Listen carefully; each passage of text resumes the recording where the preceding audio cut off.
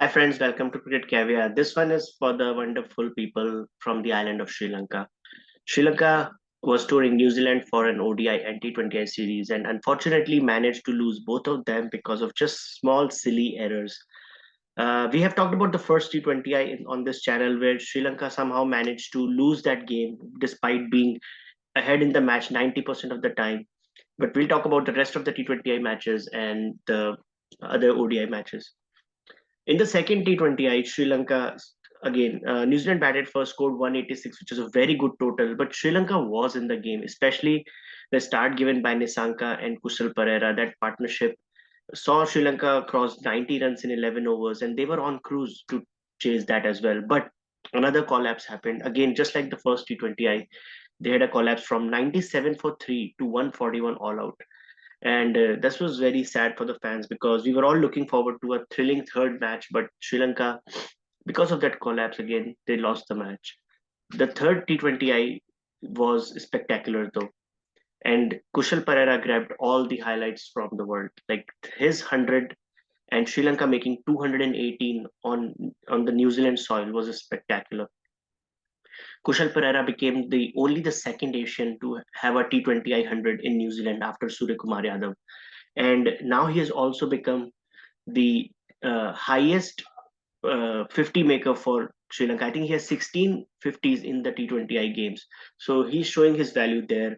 I was really hoping, Loki, that in the tour to South Africa, he might be included in the Test series because what he has done in the past. But that's okay. At least he's shining in the white ball cricket. And yeah, now the funny thing is Sri Lanka don't have a lot of matches scheduled this year.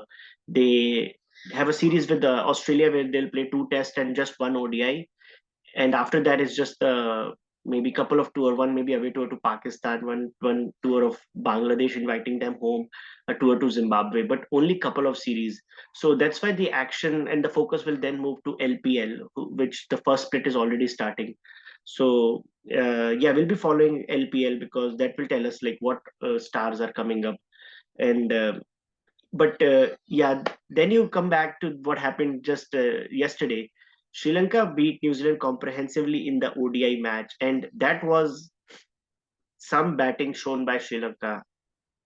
And you wonder that, India and Pakistan would have been worried if Sri Lanka was going to Champions Trophy in that group. Maybe instead of Bangladesh, if Sri Lanka was there, India and Pakistan would have got a very tough group. But not so. Unfortunately, and Sri Lanka is themselves to be blamed. Even this ODI series, they lost 2-1, and again to fans' disappointment, they lost the first two match, so the series wasn't even alive in the last dead rubber match. But Sri Lanka absolutely crashed New Zealand in this final ODI, and it was wonderful to see. Sri Lanka is also blessed to have a player like Nisanka because you don't know what to expect from him. I mean, you always expect good things, but Nisanka on his day can be Jayasurya or like explosive like him, or he can just be accountable like Jayawardene. Like we have seen him recently played 50 ball 50 runs in a T20I match, but it was needed. It was a very tricky pitch against the West Indies, and so he can play that role. But here, yesterday we saw he absolutely blazed the top order in Eden Park. Like he smashed those sixes, this is favorite pull shot, and he played with a knock of I think it was 150 strike rate. Yeah, 157 strike rate, 66 of 42, absolutely destructive. So Pathum Nisanka set up that big score for Sri Lanka.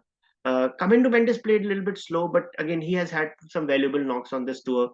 Sri Lanka made 290, and New Zealand was completely decimated. Like the fast bowling by Asitha Fernando and the Theekshana's Gail saw New Zealand like at 22 for 4 at one stage.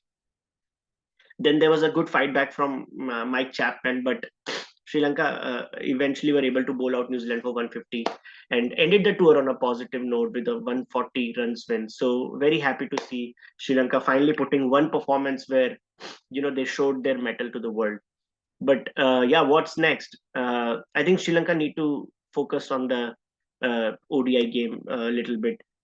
First of all, just my thoughts. ODI format should be just over.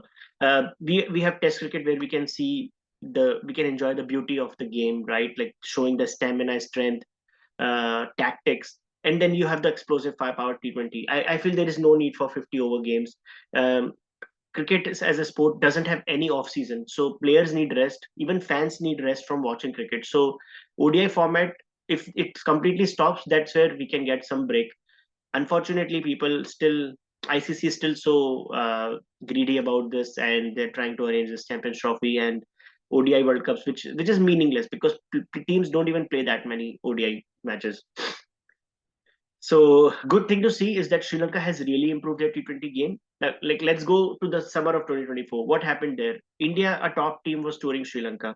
Sri Lanka beat India in ODI comprehensively 2-0. But then they still lost the T20I games. And so from there, Sri Lanka has improved their T20I game. They have won the series against, I think, New Zealand and West Indies at home. And now here they've competed really well, but they still lost 2-1. But they have improved their T20I game, which is good to see. ODI game, there's always good, but in this series, they disappointed in the first two matches, especially when they were bowled out so cheaply. So that was a little bit of concern, but yeah, they came back really strong. And I really like Asalanka as a captain, like especially in that third T20I where Sri Lanka scored 218. There was still concerns because Robinson and Rachin Ravindra had a brilliant start. So there was still concern that Sri Lanka might lose that game. But Asalanka, with a brilliant catch and 3 wickets, he turned the game. So he's a captain who likes to deliver, and he's going to take Sri Lanka far ahead. And so, yeah, that's all. That's the review from the New Zealand tour of Sri Lanka. Sorry, Sri Lanka tour of New Zealand. Little bit disappointing because Sri Lanka lost both the series 2-1, but happy that in the final game they performed so well and they decimated the New Zealand team. So that's all from Cricket Caviar. Please like and subscribe. Thank you.